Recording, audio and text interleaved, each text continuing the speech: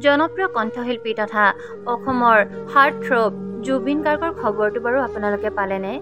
জুবিন গাৰ্গে তেওঁৰ social media হেণ্ডেলত শ্বেয়াৰ কৰিলে এটি দুখজনক বাতৰি।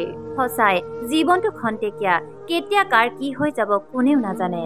কণ্ঠশিল্পীগৰাকীৰ আপোনজনে তেওঁক চিৰদিনৰ বাবে বিদায় দি থৈ গ'ল। কোনোদিনে আৰু উভতি নহা বাটেৰে গুচি গ'ল তেওঁৰ মৰমৰ মানুহজন।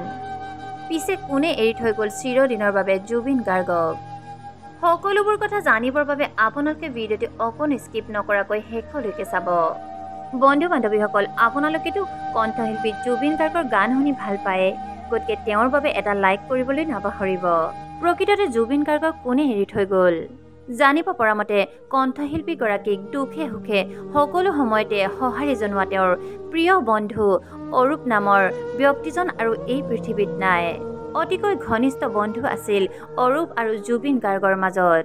তেখেতৰ মৃত্যুত জুবিন গাৰ্গ এতিয়া দুখত ভাগি পৰিছে। তেখেতৰ আত্মাৰ সদগতিৰ বাবে ভগৱানৰ ওচৰত প্ৰাৰ্থনা জনালো।